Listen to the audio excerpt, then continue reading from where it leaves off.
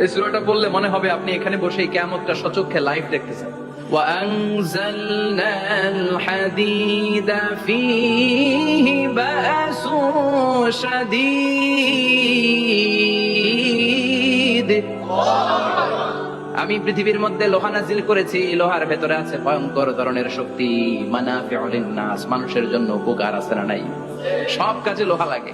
Mobile বানাবেন লোহা লাগবে, গাড়ি লোহা লাগবে, বাড়ি লোহা লাগে। এই যে মাইক দিয়ে ওয়াজ করতেছি লোহা আছে না? লোহা ছাড়া কিছুই হয় না।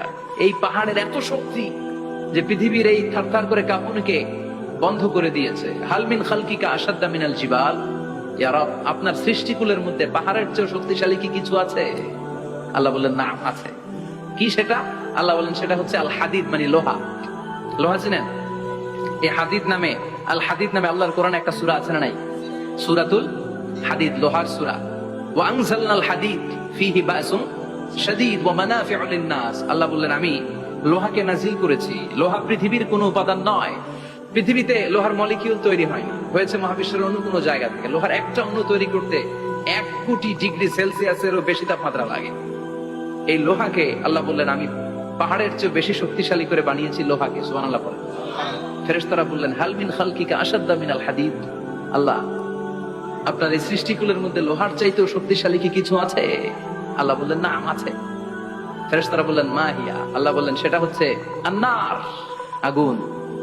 আগুন লোহাকেও গলিয়ে দেয়। সুবহানাল্লাহ বলেন। ফেরেশতারা বললেন হাল মিন খালকিকা আশাদ্দা মিনান নার। আল্লাহ, আপনার এই সৃষ্টিকুলের মধ্যে আগুনের চাইতেও কি শক্তিশালী কিছু আছে? আল্লাহ বললেন কি সেটা? আলমা, পানি। পানি মারলে আগুন। সুবহানাল্লাহ পড়ে। ফেরেশতারা বললেন ইয়া রাব হাল মিন খালকিকা আশাদ্দা মিনাল মা। আপনার এই সৃষ্টিকুলের মধ্যে পানির চাইতেও শক্তিশালী কি কিছু আছে? আল্লাহ বললেন না, আছে। সেটা কি? আর-রিহ। আর-রিহ মানে বাতাস। কারণ বাতাসের ধাক্কায় সমুদ্রে, সাগরের পানিতে ঢেউ খেলে, জলের উচ্ছ্বাস হয়, জলোচ্ছ্বাস হয়, ঠিক কিনা? এবার ফেরেশতারা বললেন মাবুদ, পানির চাইতেও বেশি শক্তিশালী বাতাস। এবার আমাদের জানতে বড্ড মনে চায় এই বাতাসের চাইতেও শক্তিশালী কোন সৃষ্টি আপনার সৃষ্টি জগতে আছে নাকি? আল্লাহ বললেন বাতাসের চাইতেও শক্তিশালী একটা জিনিস আছে।